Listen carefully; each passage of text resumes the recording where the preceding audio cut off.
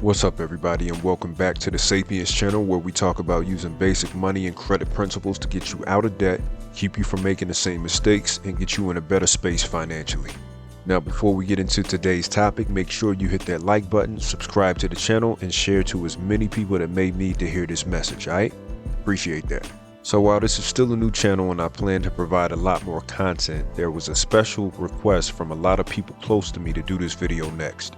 Now, if you peeped the previous video, which was the intro, you'll know that I claim to have paid off $40,000 of my remaining mortgage debt in just a year's time to become 100% debt-free. And the truth about that is, I really did what I said I was going to do. So as I was saying, a lot of people that know me in real life and know what I'm truly about wanted me to go into a little bit more detail on how I was able to get rid of that much debt in a relatively small time. I'll tell you this much right now. It was easily one of the most challenging things I've done in my life to date, so don't expect any fairy tales or shortcuts here. I also understand that everyone's situation is completely different, so I'm not expecting everyone who sees and hears this to be able to go out and do exactly what I did to get rid of their debt. I understand that my situation is quite unique, and I actually planned it that way for the most part. But that doesn't mean that others can't apply the same principles that I did to get to where they want to be. At the end of the day, no matter your situation, the principles to getting out of debt, staying out of debt, and having more control over your finances are largely the same, especially with the basics. Now, before I start going into detail of how I was able to manage my finances in a way to pay off $40,000 of debt in a year, let me give you a little bit of background in regard to my situation. Career-wise for me, this marks year 7 of being an IT product management professional. So you may ask, what exactly does that mean? And on this channel, I'm all about simplifying things in ways that everybody can understand. So basically, since I've been in this IT space, my job has mainly consisted of working with software developers to build really cool software applications for people to use and improve those applications over time based on what new features they want. I've done this type of work for a few different industries now, including the insurance industry, the financial technology industry, the gambling industry, and most recently, the healthcare industry. As you can imagine, with being in the technology industry coupled with the amount of experience that I have, it pays pretty well salary-wise. About a year and a half ago, I started a senior level IT role with a new company and realized that I finally had the resources to pay off my remaining mortgage debt if I really wanted to. Now, just because I figured out that I had the resources to do so, didn't mean that it was going to be easy or the most comfortable. So I want everybody to keep that in mind. And as far as any other debt, I didn't have any. I had created a habit of paying all of my other bills on time since I could remember, and I usually pay all of my credit cards off as soon as the balance posts. Listen, you guys have the slightest clue of how much I hate owing people money. Anyway, that's another topic for another day. So, knowing that I had the resources to give this whole thing a real shot, I wanted to attack my debt with as much force as possible for a few reasons. 1, to pay my remaining mortgage off as quickly as possible so that the bank couldn't make any more extra money off of my loan by charging me interest. 2, to keep from having another annoying monthly payment. As we all know, being able to eliminate a monthly payment somewhere is always a win. And 3, to take the existing mortgage payments and put that money into other investments. So then, I started doing some math and understood exactly how much it would take to pay off $40,000 in a year. Here's how I broke it down, and here's why living below your means is so important. First, I took a look at how much money I was bringing in monthly. Then I took all of my monthly bills, mortgage, phone bill, groceries, gas, insurance, electric, etc., and subtracted that from what I was bringing in monthly. Turns out I had much more to play around with even after all of my bills were paid. But instead of playing around with that extra money, I decided to put that money towards my debt and pay it off as aggressively as possible. So the next step was to break down how much money I needed per week to pay off $40,000 by the end of 2022, since I started at the very beginning of 2022. So $40,000 divided by 12 months is $3,333.33 per month extra that I would need to ensure that I had to pay this debt off by the end of the year. That's a lot of extra money that I needed to meet my goal. Here's how I ended up doing it, which worked out pretty well and also gave me some new perspectives. Now, the way my budget was set up at the time, I had already worked my way up to saving $500 a week, so that was already automatically being taken out for me. So while that piece was going on, I decided to take another $500 a week and pay towards the principal balance of the loan. So now I was saving $500 weekly and paying $500 weekly to my mortgage lender to start eating away at that $40,000 balance. You following me, right? Okay. Now I want you to keep in mind that this approach didn't include the monthly mortgage payment that I had already been paying. As this journey went on, I decided to double and even almost triple the monthly mortgage payment that was going to be due at the first of the month anyway. So let's pause for a second, do a little bit of math now. $500 weekly towards the principal payment of the mortgage times 4 weeks, which is the average amount of weeks in a month, is $2,000 a month.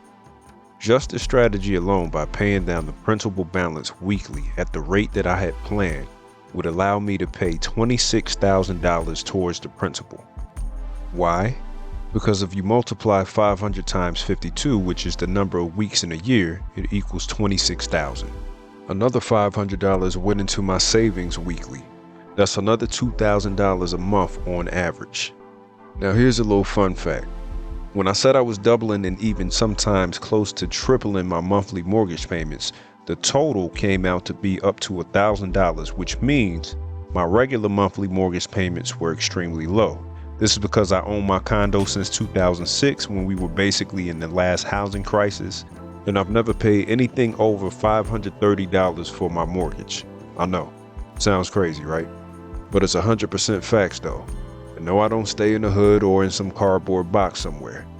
In fact, I was able to refinance in 2012 at a 4.25% interest rate and shaved an additional $100 off of the original payment, bringing the monthly total to only $430 a month. I know this sounds absolutely crazy to a lot of y'all, but I got the receipts. Anyway, so if I'm paying on average an extra $570 a month for my monthly mortgage payment totaling $1,000, and I do this for 12 months, that's another $12,000 in a year. Now stay with me. So now we have the $500 a week that I'm paying on the principal, which is $26,000 a year, and $1,000 a month that I'm now paying for my mortgage payment. So that's $26,000 a year for the extra principal payments and $12,000 a year for the regular mortgage payments. So $26,000 plus $12,000 equals $38,000, which means I would still be about $2,000 short. So where would the other $2,000 come from? My savings. Remember, I'm still saving $500 weekly in my savings account. So that was pretty much my strategy and what I was able to afford to do. This was a very tall order, and the last thing I'm going to sit here and tell you was that the process was easy, because it absolutely was not. Did the plan go exactly like I imagined it would in my head? Nope, not exactly. I had a lot to deal with that year in the form of unexpected homeowner expenses, family issues, and other things that caused me to get off track more than a few times on this debt-free journey. But the thing is, I didn't give up on my goal and was determined and disciplined enough to follow through. So the real key here is to not allow anything to deter you from your goal.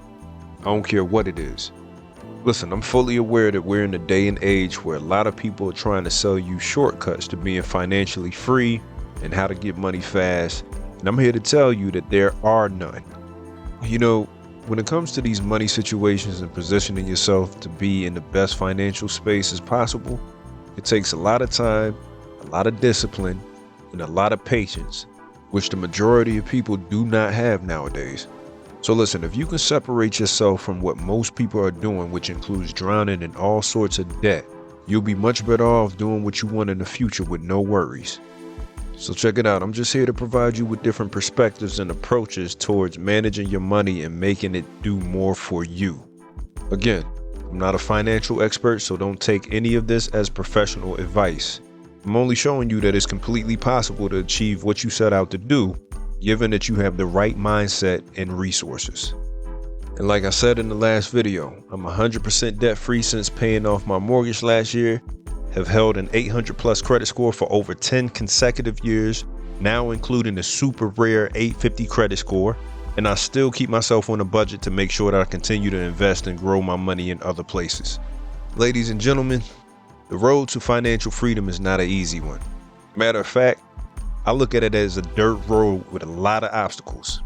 It's not for the faint of heart, and that's why most people will never achieve it, because they're too caught up in the distractions designed to keep them in debt for the rest of their lives and not realize their full potential.